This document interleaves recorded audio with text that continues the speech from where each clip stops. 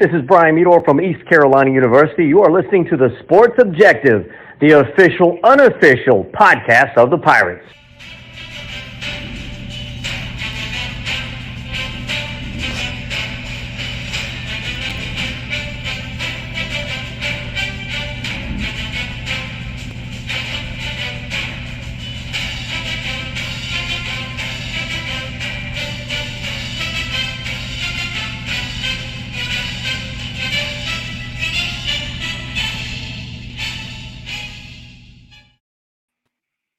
Welcome into the Sports Objective right here. A great night. So excited about this night. It's going to be so much fun. Hey, Kyle Barber, what's up, dude? What's going on, Dave? I'm sitting here on a Tuesday night in late June, just starting to turn the page, and my Phil Steele's on the way, guys. I ordered it yesterday, and getting in football mode. I have mine that I have not my Phil Steele, but I'm glad you said that. I ordered that. But I got I was telling Bubba I got Lindy's at a local bookstore. So I picked up Athlon. I left Lindy's laying there. I didn't need any toilet paper. Well, I like to get all the magazines just out of curiosity, maybe more than. But Phil Steele is obviously my favorite, and we'll have him on. I know Bubba. That'll be probably next month, maybe July or so. Yeah, we'll have Phil Steele on the program probably in July, like we did last year. I want to say it was in the latter part of July because everything last year, was pushed back with COVID, especially once we knew the season was starting a little bit later, and Phil was waiting to see, waiting as late as possible before sending his book to press to be printed, but. We'll certainly have Phil on at some point. And last year, guys, if you remember, it was mail order only, and which would make me think probably number of sales were low for that 2020 magazine with it being mail order only. I'm just guessing. So if anybody's a collector, if you happen to have a 2020 copy, you might want to hang on to it. Yeah, he told us the exact number. I can't recall what that number was, but I know on this program we'll talk a variety of topics, guys. And we'll have a brief roundtable before going to our recorded interview with Blake Harrell. Had the opportunity to catch up with him earlier today, right before lunchtime. Had about a half-hour conversation with him and dove into a lot of topics. And I know our listeners and viewers will really enjoy hearing what Coach Harrell had to say. Well, I'm going to enjoy it, Bubba, because I didn't get to take part in the interview because work-related issues. So I'm going to be listening to it with the listeners. No doubt. I'm in the same boat. Couldn't get off for the interview. So, Bubba, I wanted to praise you. We talked about this. He doesn't like people to praise him on the air, but I will praise him about when we started the podcast. I told Bubba, I said, I can't wait for the day when you do he said, I'm kind of like an introvert. And I said, I can't wait for the day when you're actually interviewing coaches and players and different things. And then you bring it to the show. And here we are. You've done it many times before, but I want to acknowledge you. Before we do that, I appreciate all your hard work. And Kyle, you're on the clock now. It's time for you to interview a coach, AD, or someone. You can do that soon, right? No, just give me the upper. Just give me look. You get John Gilbert up here anytime 1-on-1 or anybody in the athletic administration. You just have to get them to agree to do it 1-on-1 with me. But no, I'm ready for that at any moment in time. You want to set it up. Just make sure my work schedule allows it. All right. Between two rose bushes with Kyle Barber. No, well, look, the stuff like that is straight down my alley. I think if you look at the past interviews with John Gilbert and stuff, that's really what I like to do. Besides talk football, administration would be kind of my interviews of choice. By the way, speaking of administration, we'll find out tomorrow, guys. What the big board of trustees meeting is all about. Is it about a new Pirate Club director? Is it about having more things for Cliff Godwin, a new contract? We'll find out what that is tomorrow. And I thought it was today, but I get my days mixed up with. Have we heard any speculation, guys? Bubba, have you heard anything on the message boards, or maybe from your dad? Any of his sources? Have any ideas? I have not. My guess, just because of the nature of what it said, and that senior administrative personnel matter, I mean, it could be a lot of things, but in Pirate Club, executive director was my best guess. Now, did it even say it was related to athletics? And that's a good point. I don't think that it did. Yeah, so it could be something, not even related to athletics. It could be something on the academic side. Yes, it could. Cliff Godwin is a new professor at East Carolina. So the history of baseball, or he's so smart he could teach just about anything. I hope that sincerely and seriously, I hope that the administration is working hard and doing everything to keep him. We know, guys, let's go ahead and get this out of the way, talk about it. We know Mississippi had Mike Bianco. He is staying in Ole Miss. So that's off the table. So now it comes down to the other. We dodged a bullet there. It comes down to, like Bubba and I were talking about, it comes down to, is Cliff Godwin choice B, C, D, E, F, G? It seems like there's so many coaches now that are still in the Well, College World Series. yeah, there's the rumor is that their candidate's still in Omaha. I don't know who that would be. Tennessee's coach. I don't know what his background is, but he turned the Vols around in a hurry. Tennessee certainly has money.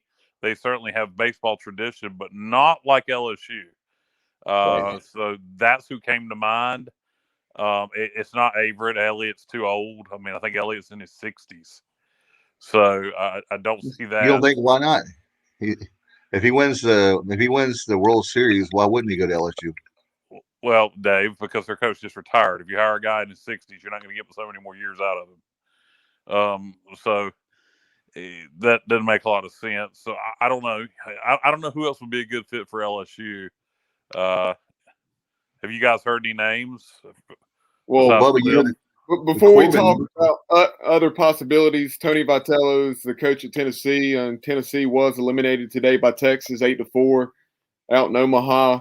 And afterwards, Tony Vitello was asked about the LSU job rumors, and he had this to say when asked if he had had any conversations with LSU. He said, "No, I have not. I just made an idiot out of myself, at least for all the masculine folks watching, by getting teary-eyed about these kids, and that's where my focus has been. Like I said, the social life hasn't been existent for quite some time, well before our opening day game. And a part of that is I want to do as good of a job as I can for a school that gave me a chance, and I want to do as good of a job as I can for a group that we thought could go pretty far. And then, the way the season evolved, like I said, these emotions are certainly not fake. I don't know if it's embarrassing or not, but it's coming from a place where that's my number one concern is these guys." Okay, so he really didn't answer the question. Well, he did answer the question, I guess, the question that was asked. At this point, he has not talked to him. But there should have been a follow-up from that, which was, are you interested in the job? Maybe not the right time to ask that. But that'll be interesting to see how that plays out. It certainly sounds like he'll stay at Tennessee if they want to pony up by those comments. Yeah, and he has a great, like you said, Kyle, Knoxville is a great town to live in, and they do have some tradition, not like LSU, but it's not like that he's going to be starving anytime soon. Even what I'm sure, I don't know what he makes now, but I'm sure it's a lot better than most. So LSU is probably, guys, the most prestigious job in college baseball. But when it comes to Tennessee, is still in that league, and he could take something there in Tennessee and build it to a super regional, maybe even every once in a while College World Series. He's already got him there. So, I mean, on a regular basis is what I'm trying to say. And so why? And the same thing, Bubba, with Kyle. Bubba now. Is this year two? Is this year two for him in Knoxville? It's not many.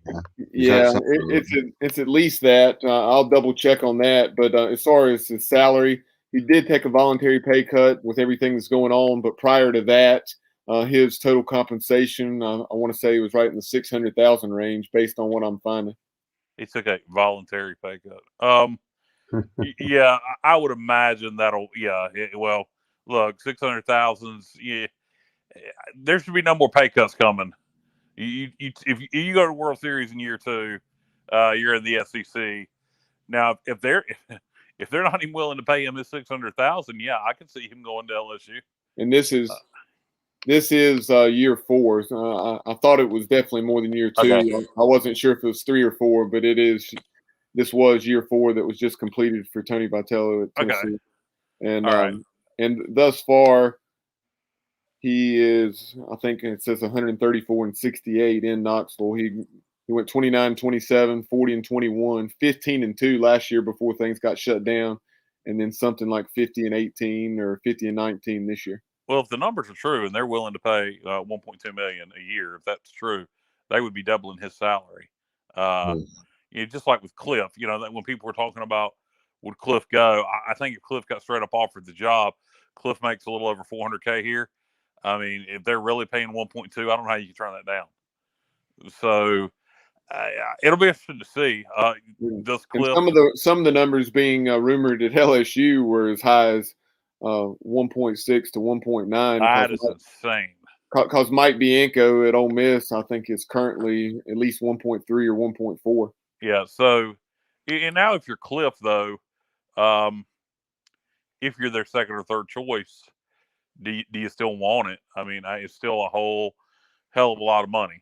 So I don't know. That's you would think at this point, if Cliff wasn't still a candidate, that there would be that release that I'm no longer a candidate for the coaching position at LSU, or you would hear a release from the university, and maybe that is what's in the works tomorrow.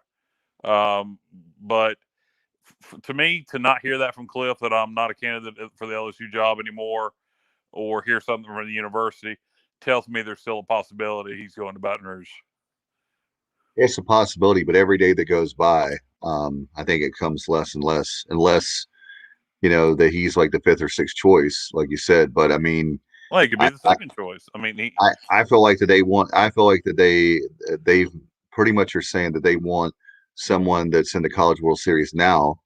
And no disrespect as much as I think about him, but I think they're putting all their eggs in one basket as far as those candidates, like a handful of guys. Well, there could just be one candidate, Dave. It could be. It could be. No, they said that it was. They put out their Arizona's coach. They said Tim Corbin, which I think is crazy. Why would he leave Vandy? Tennessee's coach. There was like 4 or 5 coaches that were in. Okay. Like they were there. Okay. Well, you know what? We'll see. We'll see. Yeah, exactly. All right. I know, Bubba, you had a chance to interview. The folks are probably dying to hear the interview with defensive coordinator Blake Harrell, right? So let's go to that interview with him right now.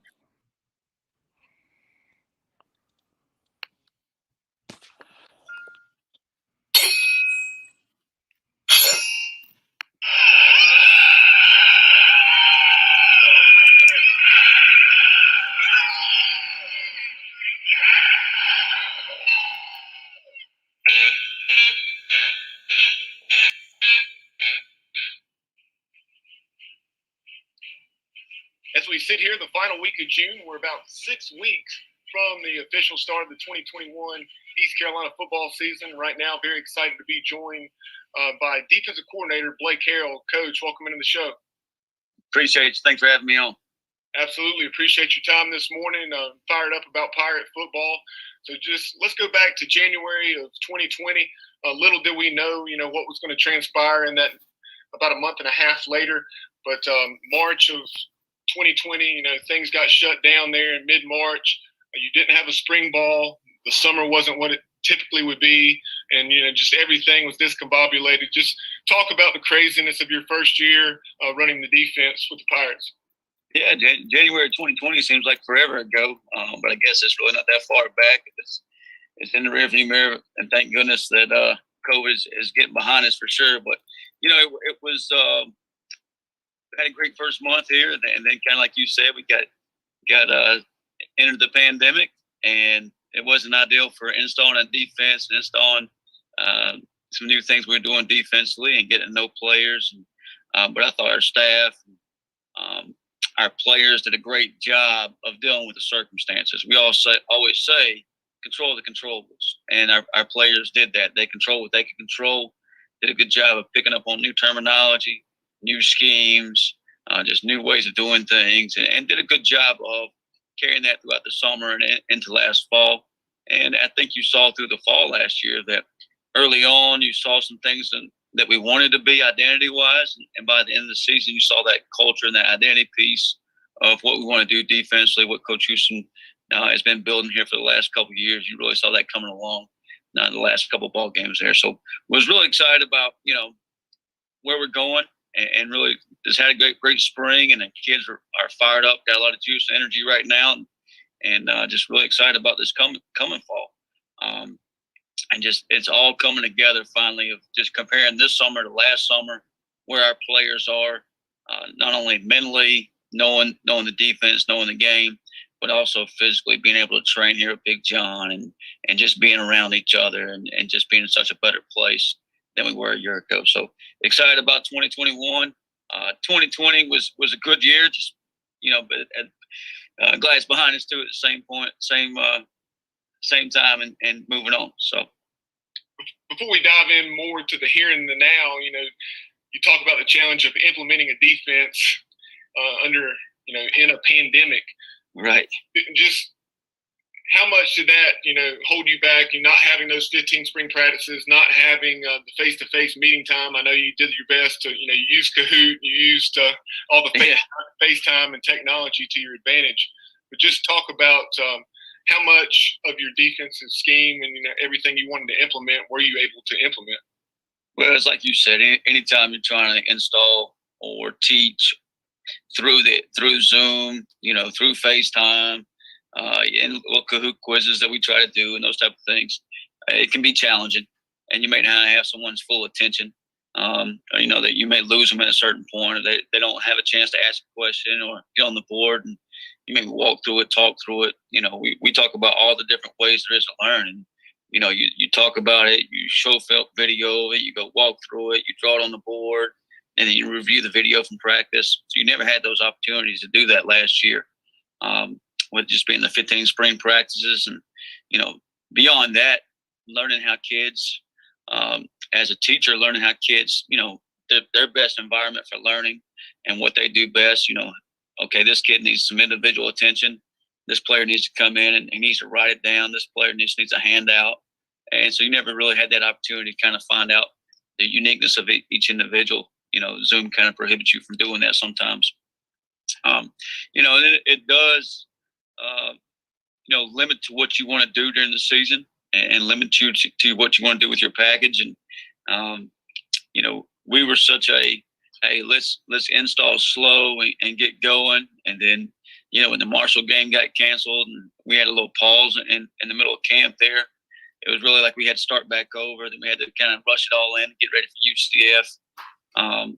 So it was kind of a start, stop, which was a buzzkiller, so to speak, for anybody.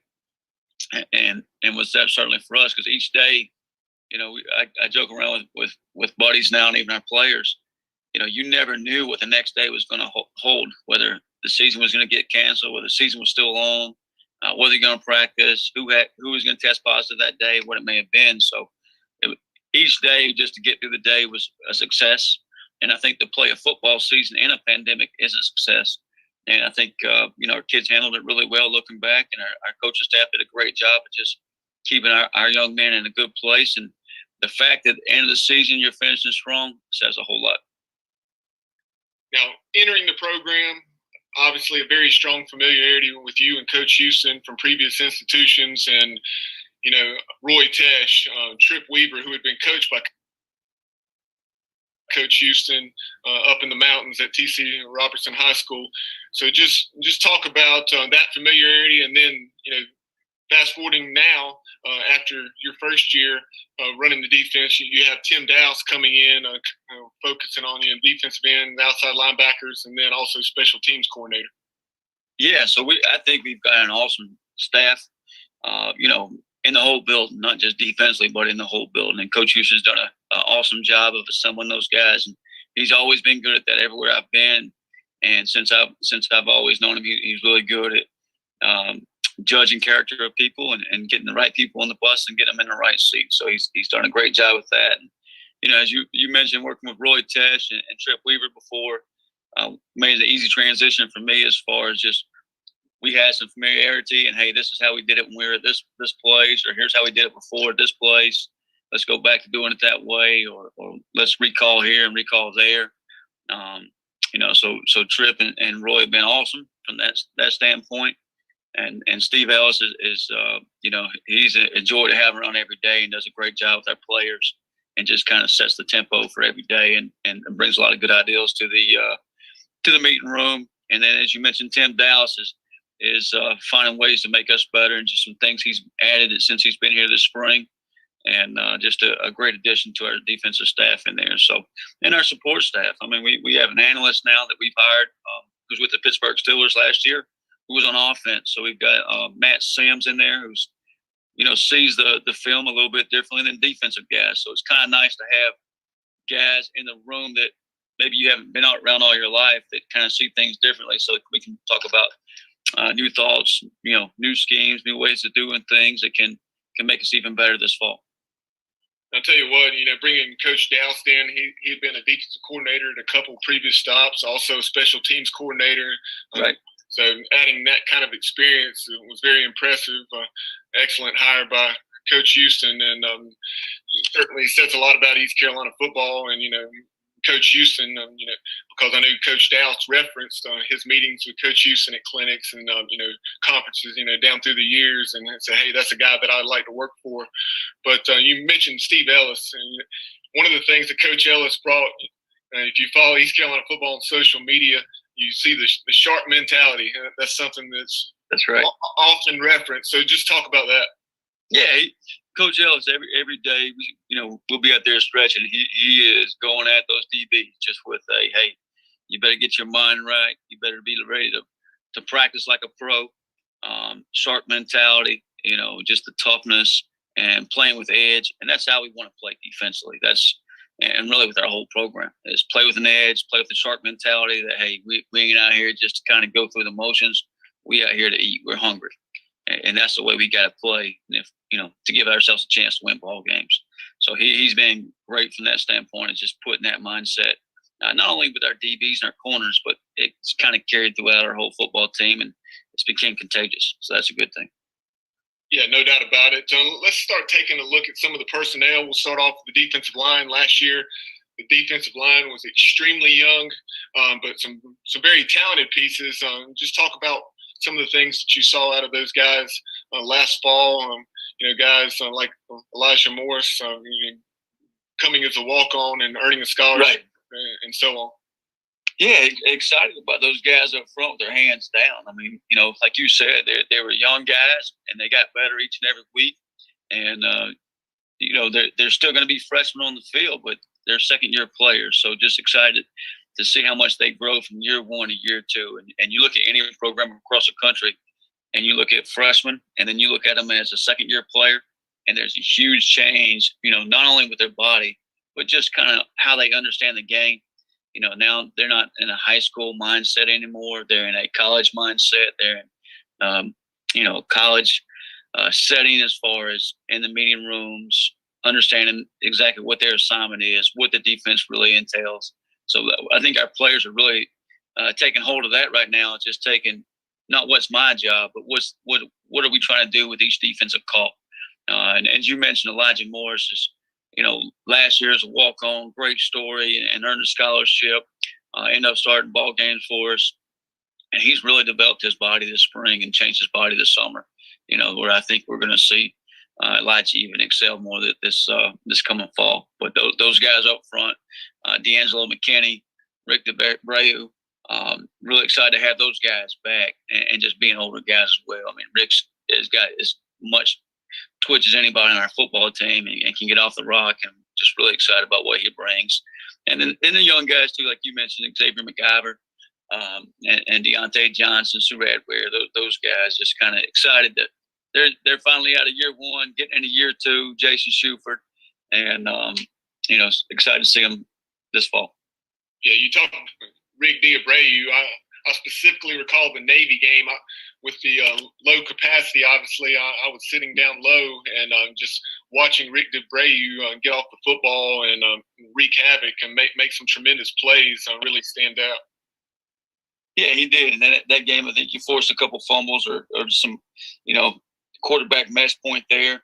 Just gave him some problems, and that's the things he can do. And he may play on the edge a little bit this year, play inside a little bit. So just kind of as he gets older, understands the defense a little better. He's able to play multiple positions and do multiple things, so we can put him in the best situations to be successful on Saturdays. One of the points of emphasis during the offseason with recruiting was finding an edge rusher or two.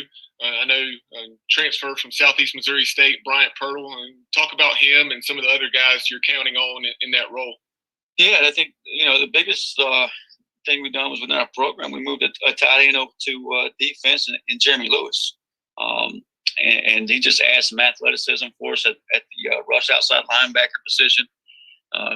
Who's at tight end, you're involved about whatever part of the offense. When you're at rush, you're involved every snap. So just excited. He made a lot of plays this spring, whether it's run game or rushing the passer. He was able to use his athleticism to beat some offensive tackles there this spring and cause some havoc and create some chaos in the backfield there. So excited about him. And then the other guys growing up as well, Emmanuel Hickman, doing a good job, just kind of maturing, being an older guy, working like an older guy, developing his body. So those are the two guys that's really stood out so far this spring and this summer of just moving in the right direction. And we still expect Demir Faison and Chad Stevens and those guys to keep coming along and keep playing some meaningful snaps for us. Kareem Stinson is another guy that will be there. And Xavier Smith is a guy that played inside backer for us last year and will continue to do that, but you might see him lined up on the edge as well. So, if you put him and Jeremy Lewis on the edge, that's two athletic kids that offenses are going to have to worry about and game plan for and may get some offensive tackles some problems. At that next level, let's start off with the inside backers. Bruce Bibbins, also Xavier Smith. Those two have played a lot of football. Yeah, and Xavier, Bruce, Aaron Ramser, Miles Berry, and then we've added a transfer, Jacoby Simpson. He was at TCU, then junior college. All those guys are older guys. I mean, they're 4th, 5th, 6-year players who they carry themselves like that too. So anytime a guy's going into his last year, you always see change of how their mindset. And I think Bruce and Aaron right now, going into their last year of eligibility, they've kind of prepared themselves, differently. They're in the meeting rooms every day, getting extra work in, getting extra film study in, whether it's just watching our scheme, watching opponents, or watching just some NFL guys, NFL tape, who they want to model their game after. So they're certainly putting the work in. Really excited about those guys being field generals out there with Xavier. He does a great job at that and brings a good energy to our team. Bruce is as fast as anybody we have in 10 yards. We talk about that all the time. I don't know what he runs in the 40, but from 10 yards from where he stands to get to the quarterback, he can get there pretty quick. The ball carries pretty fast. Aaron Ramser's a guy we need to keep healthy, and just if we can do that, Aaron's got a natural ability to play linebacker there and find the ball carrier, and done really good. And excited about Miles as well and Jacoby. So, and then we got some young guys there at linebacker, Taylor Jackson, Eric Doctor, that are they were freshmen last year, and they keep coming along and give us some good depth there. You talk about getting to the quarterback fast. The guy that can certainly do that and wreak some havoc is Jairo Wilson. His athleticism, 6'3", a little over 200 pounds. I know last season he was just over 200 pounds. I'm sure he's put on some pounds now, getting in there with Big John. But with that athleticism, a play that stands out in my mind is the play he made against SMU in the season finale when he stripped the guy. Yeah, that was a lot of fun to watch there. And Jair is, everything our program is about, Jair Wilson's about. He's, like you said, long, gives people problems on the edge, and then when you bring him on the blitz there, he finds a way to get to the quarterback. He finds a way to strip the football out, whether it's SMU, Tulsa, wherever it may be. He's always punching that thing and getting it out and doing a nice job there.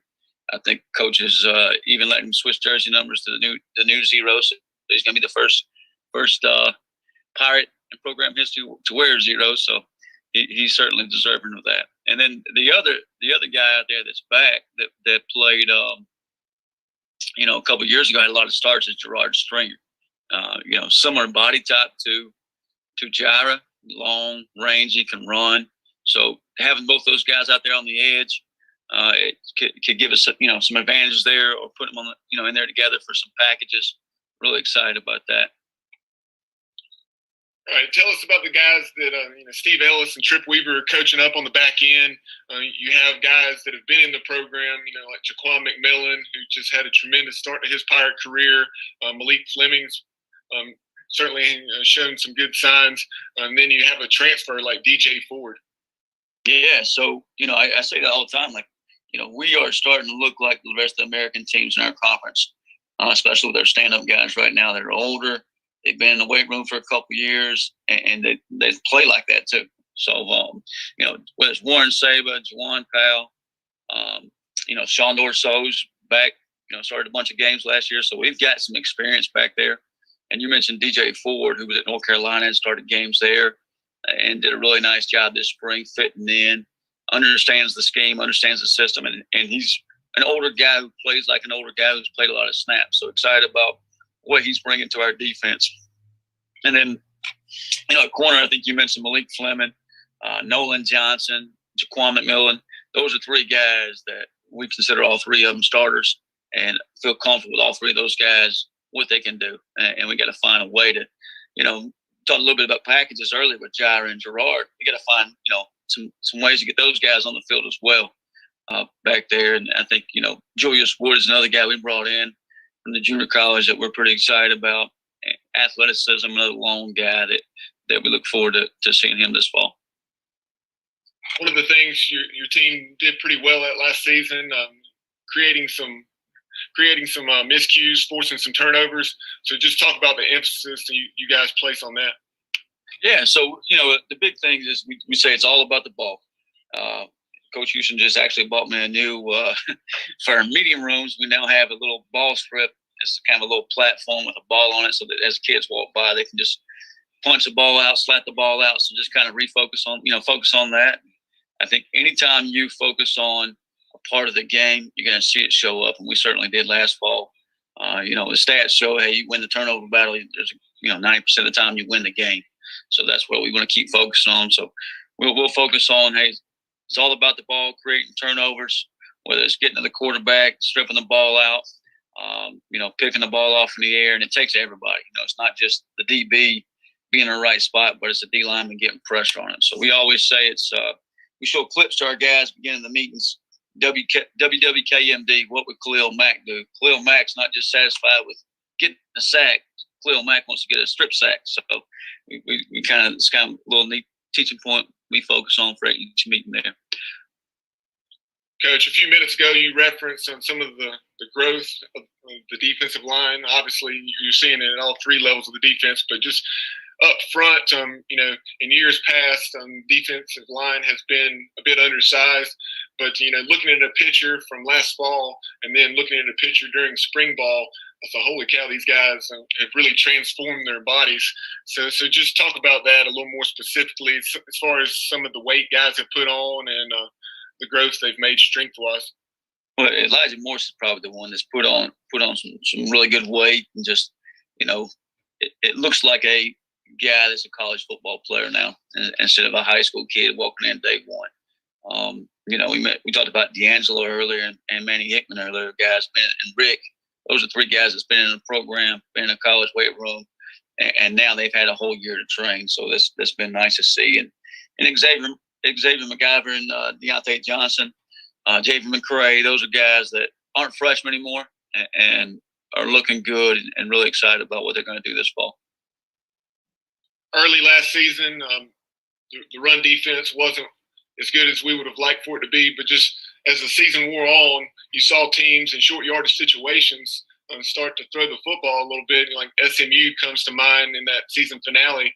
I know there was at least one, if not a couple, 4th down stops. So just talk about the emphasis on stopping the run, and because I know this year, right out of the gates, you're playing App State, who that's what they pride themselves on.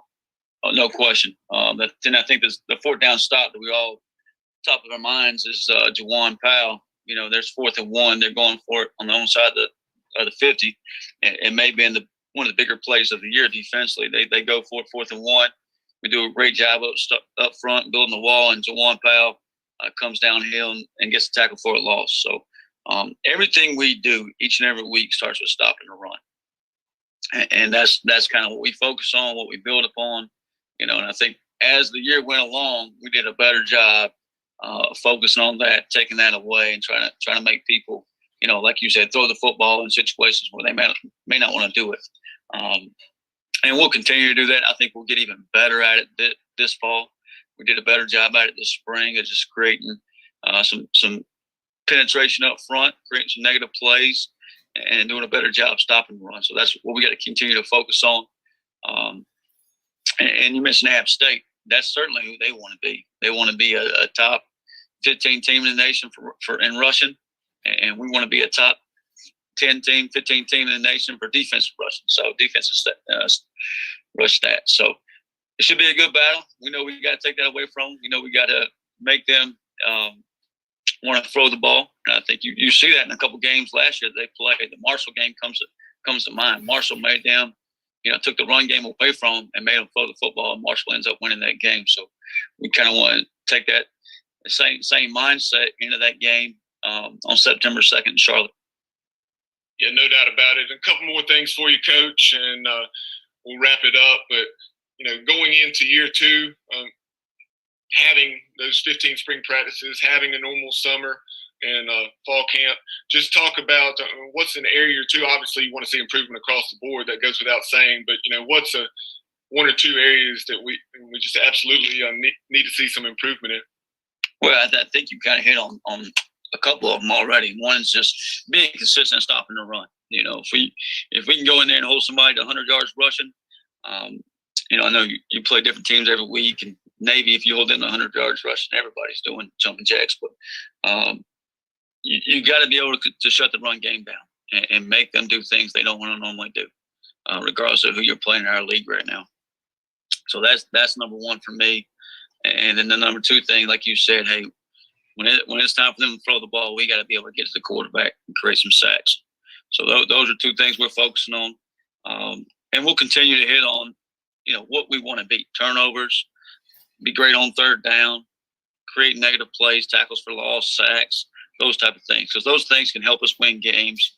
It's not just about, looking good, being fancy, whatever it may be. Those translate to winning football games. And that's what we want to be defensively. Final thing for you. A few minutes ago, you were talking about how we finally are beginning to look like an American Athletic Conference football team in the uniform and have the size and athleticism, speed that we need.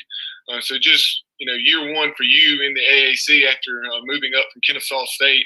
I know you said ball is ball, but, like what were some of the things that you were maybe surprised by or maybe not so surprised by? Like what was as anticipated making that transition to East Carolina and the AAC? The AAC is a very good football conference. I mean, it's, like we say, it should be the Power 6 to the Power 5. And the AAC can certainly go hold its own. You've seen that with Cincinnati and Georgia last year. And there's some good football teams in this conference. And there's guys in this conference who are long and can run and are good football players, can probably play a lot of Power 5 schools. So that's, we're getting closer and closer to that every day, that we can fit in with those other guys. So I think the biggest, if I had to look back at it and say, hey, what's the one thing that kind of stood out, is the speed and the athleticism in this conference is probably even better than you anticipate going in. But I think we're closing the gap on that quickly. Appreciate your time this morning, Coach. I know June's obviously you're always going to have camps and it's going to be busy, but this year it's even more so with the camps and recruiting being even more spotlighted because of everything that's going on in the last 16 months. But I appreciate you carving out a half hour for us, and we look forward to having you back on down the road. That's great. I appreciate your time.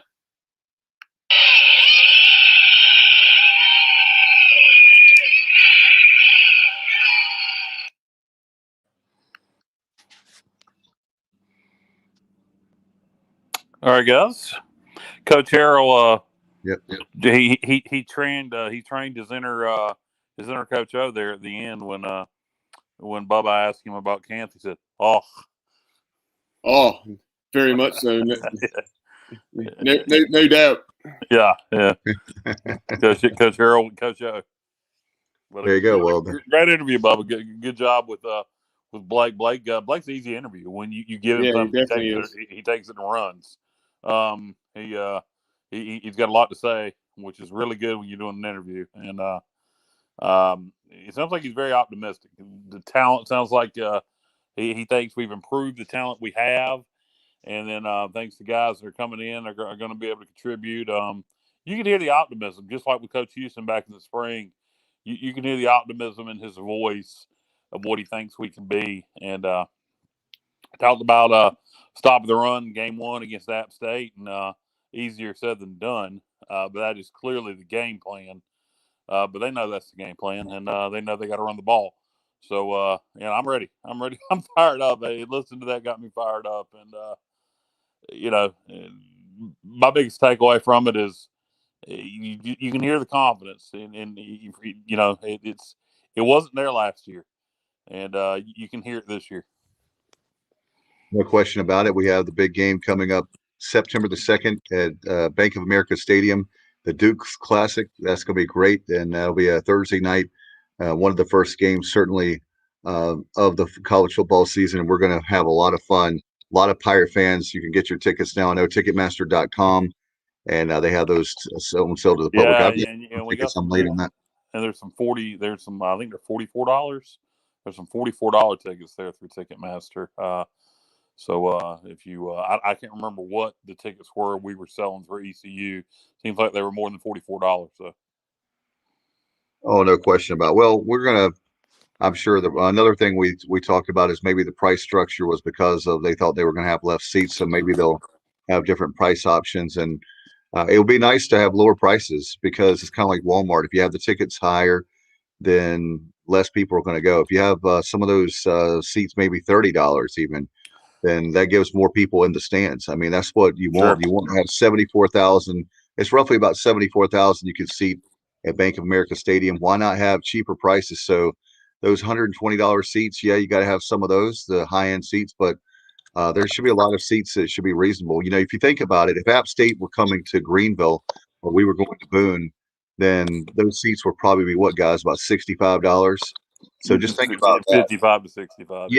Yeah, in that range. So we're willing to pay that, but man, some of those Kyle, they were in the Kyle Barber range of like $120. Yeah, Kyle Barber ain't paying $120, but no, they're all the ticket prices I saw through Ticketmaster were below that. So there's a lot of cheaper options out there if you want to go to game 1 in Charlotte against App State. You'll also have the option of watching it on ESPNU. But many Pirates. We'd like to have as many Pirates that can go and support the team and try to get as close to a 50-50 environment as possible.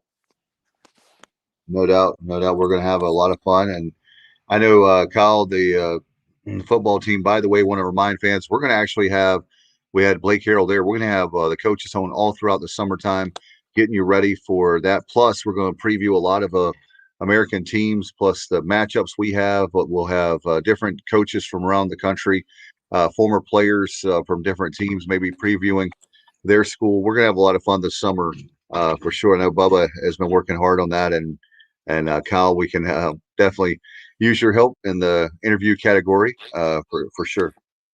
Thanks. It's going to be a wild and fun summer for sure. You never know who's going to be on the show, but there's going to be a lot of. I know for a fact we'll have a lot of football coaches and. Yeah, we'll have a lot of coaches, a lot of former ECU players. We'll have coaches from other schools. We're lining up our opponents' coaches. We got one and already lined up. One turned us down. That's just kind of how it goes. And we'll continue reaching out to people. We'll have Phil still on, as we mentioned. It's that time of year. You start to get ready for college football. I mean, it's we're in late June. Guys, really, they'll be practicing before you know it. Oh yeah, no question about it. And how about the big news today? Did you see that about? I know that about Sabre. Did you see that, Kyle? I did not. I know Bubba and I wanted to talk about that. Student athlete brand resource education, right, Bubba?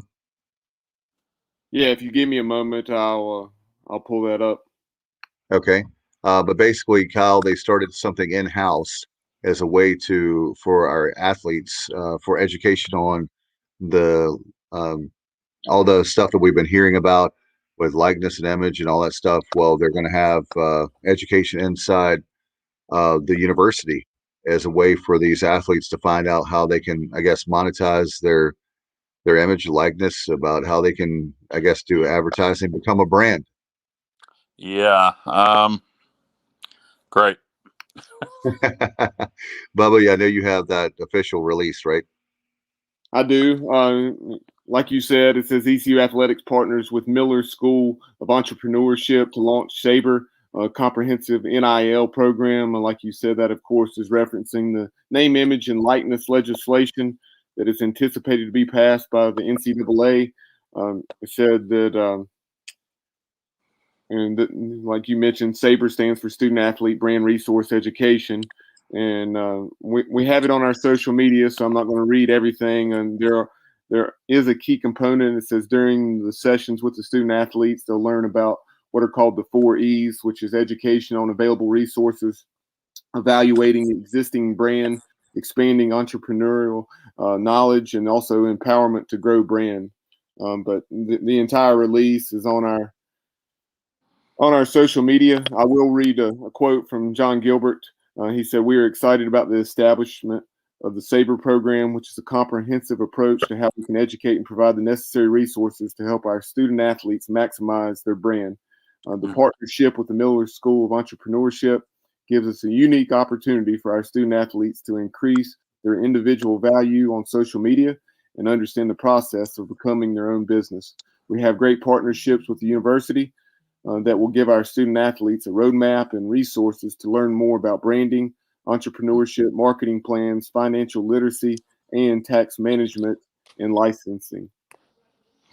Two things I take away from that without even giving my opinion on it, because that's a whole nother podcast. But the word brand, the term brand and branding has been bastardized. That is the most overused word in the modern English language, Your brand, Kyle. along with new normal, and brand. It is the most overused bullcrap wording. I am so sick of it. Brand. It's our brand. Let's That talk brand, about her brand. brand. It's my brand. This is our brand. What brand? Whose brand? Brand yourself. Brand. 20 years ago, nobody ever used that term. Brand. Oh God. What's the barber? What's the barber brand? I guess using the term brand is the new normal. It's just. Kyle, what's your favorite brand?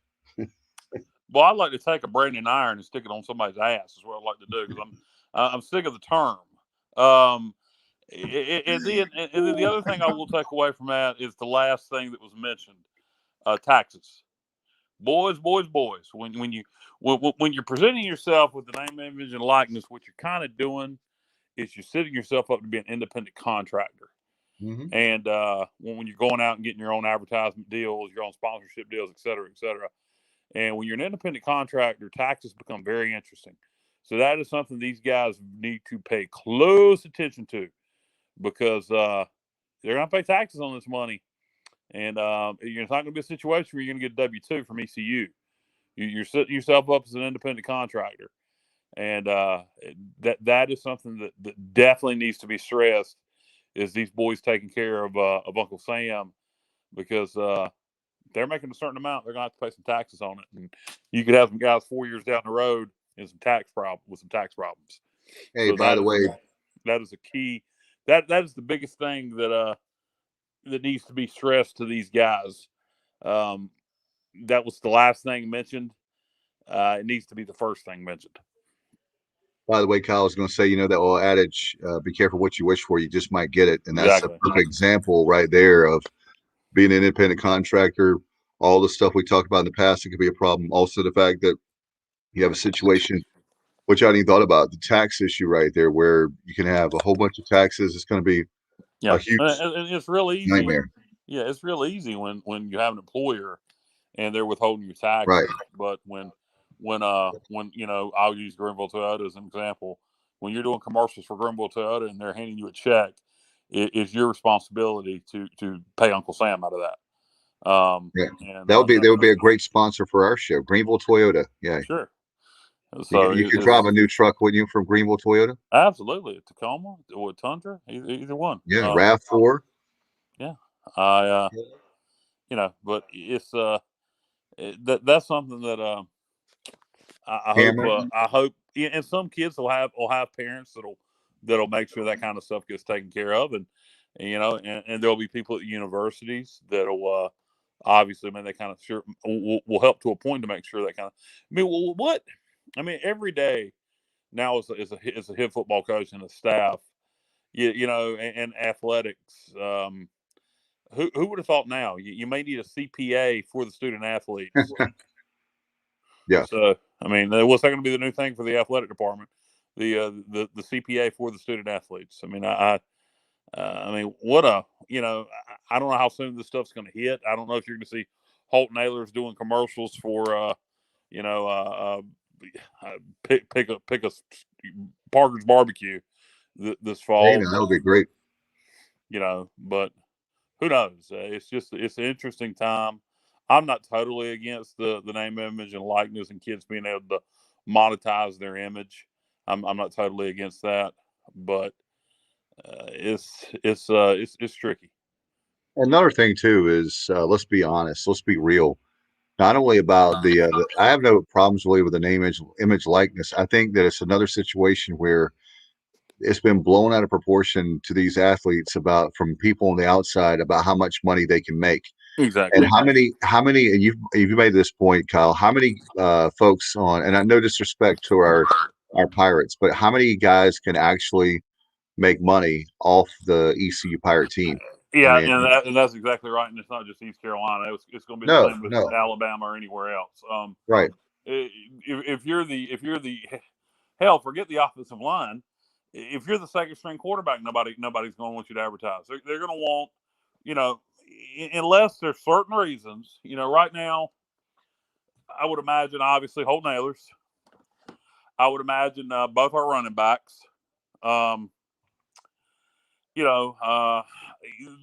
Any skill position player, you'll probably get an opportunity. If you're a star on defense, but your defensive lineman, your offensive lineman, your tight ends, et cetera, there's not going to be a lot of opportunities for them to make money. So I think you're going to have a lot of disappointed kids.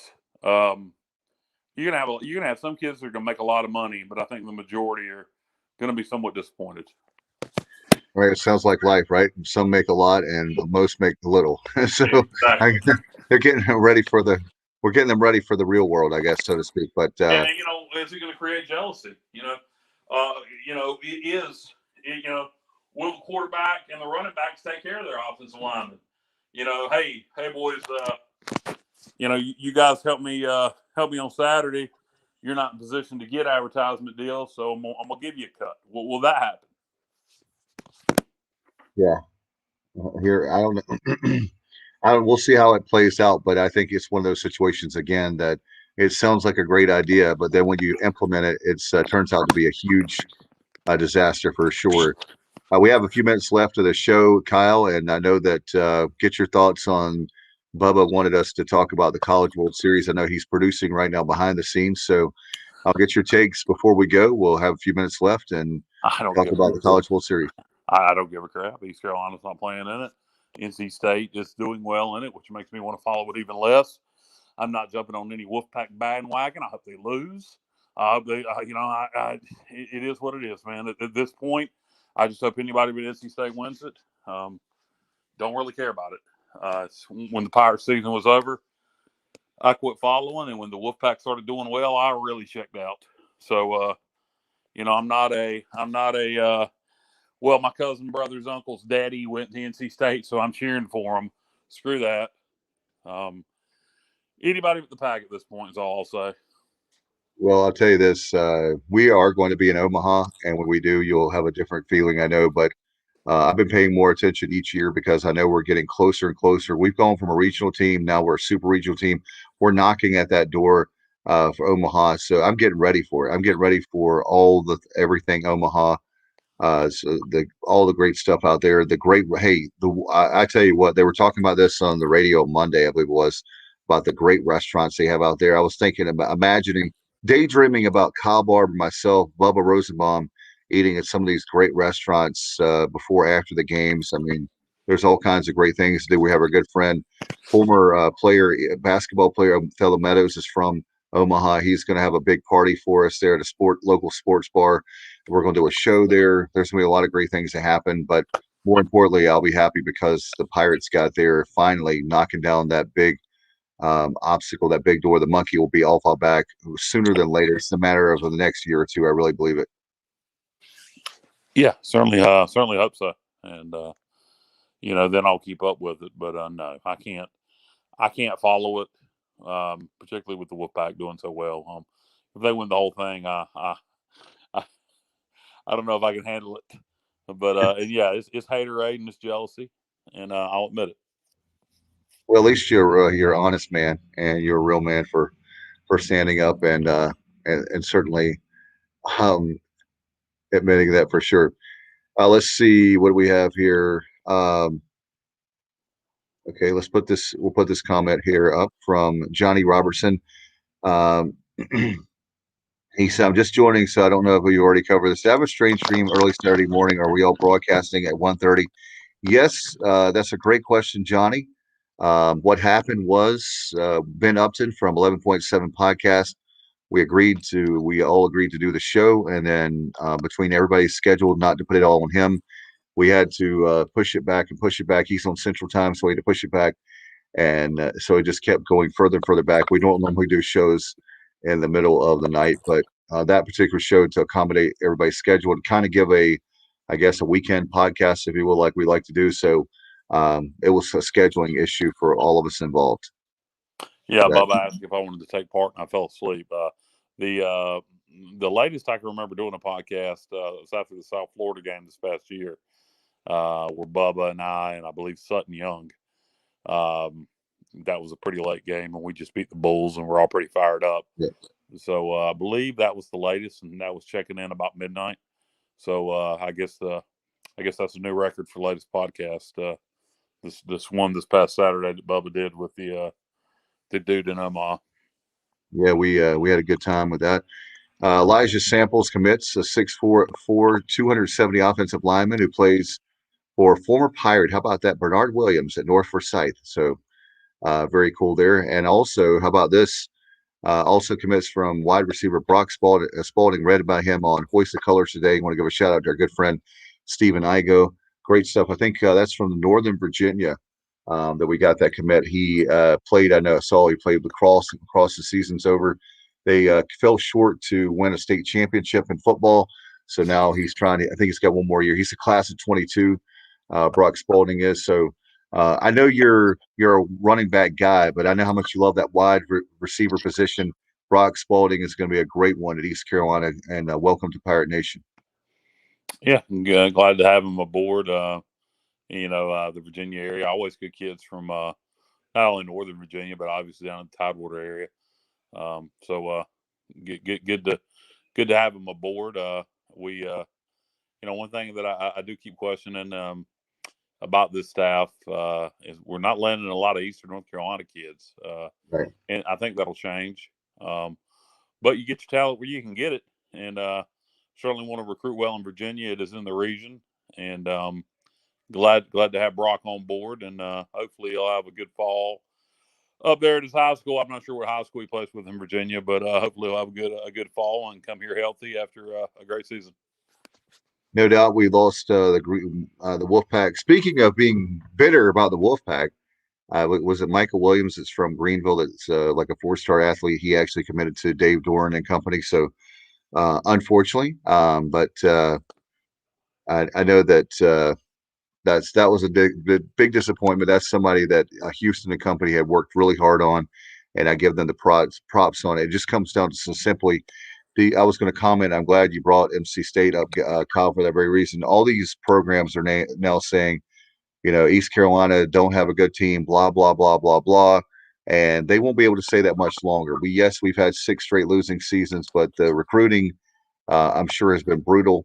And I'm sure that the kid wanted to get away from Greenville. We've had other guys that were local guys that stayed in Greenville, but this particular one didn't. And it comes down to, like you said, Kyle, he's trying to go to somewhere where they can win. And unfortunately, sometimes kids don't see that we're very close to winning. And I believe this year we're a bowl team. I'll stick with that. And next year we're going to be competing for an American championship. You can write it down that you heard it here first in the Sports Objective. Yeah, the young man from Rose High School. He chose to go to Raleigh. It is what it is. That's his right, his choice. Sometimes you want to get away from home, but it is what it is. I think the recruiting hopefully will improve in the East as we start winning football games. It's sometimes home's the last place you get, and when this fall, I think we're going to put a product on the field that will be very competitive and hopefully get to a bowl game and pick up recruiting a little bit more in Eastern North Carolina. No doubt. And another commit we want to mention, Sean Ravel, I hope I'm pronouncing that right, 6'3" D-back from Lewisburg Junior College. How about that, Kyle? 4.4 at camp. So very excited about that. He's one that was a huge pickup. And I tell you what, DJ Ford and Ford and Company is built Ford Tough. I know that folks have used that. I think that was our good friend Ronnie Ward at the Reflector that put that built Ford Tough. So his Carolina transfer, I know Ford is going to be great. And then you have Revel, I hope I'm pronouncing that right, from Lewisburg coming in. But that secondary, we're going to try to get former coach Rick. So is the kid from Lewisburg, is that a 2021 recruit? He's coming in. Yeah, he's transferring in. And what is his background? He's had, I guess, 2 years with so we're going to do was he recruited? Where was he going coming out of high school that he ended up at a junior college? That I'm not sure. I have to ask Bubba. I've heard great things about him, but I haven't had a chance to research that particular. I need to do that research myself. So I admit that. But anyway, we're going to keep obviously talking about football all season long, summer long. It's finally summer. We're very excited. We're getting our magazines again. We'll have Phil Steele on very soon. We've got a lot of coaches coming up. We actually have Bob Rathman coming on soon. In the next couple of days, we'll have him on talking about how about the Hawks making the NBA Eastern Finals. So congratulations to them. Bob is one of the broadcasters that I look up to and admire. He's such a great guy, and I've been a friend of the show for about a year or two now. We appreciate him very much, and looking forward to that's exciting news when the Hawks again making the finals in the Eastern Conference. So good luck to them, and we'll keep an eye on that. I think a lot of us pay attention to NBA and NHL when it comes to the end of the season, regular season, and certainly with the playoffs. Do you have anything, Kyle, before we go? Not a thing. Go Pirates. All right. Well, we'll be talking to some of the new coaches we have. Kevin Williams coming back, by the way. And another one, Kyle, very excited about our new softball coach as well. Kevin, and of course, is an alum of East Carolina. We talked about him. He's coming back to coach the men's golf team. We'll have him on soon. Plus, Shane Winkler, the softball coach, will have him on. And so we'll have him on very, very soon. All right, we're going to get out of here. Thanks to Bubba Rosenbaum. I know he's producing right now. Appreciate you, buddy, very much. Kyle, man, thank you so much. Thanks to our defensive coordinator for football, of course, and Blake Harrell. Appreciate him as well. All right, until next time, you've been watching and listening to the Sports Objective. Good night, everybody, and go Pirates.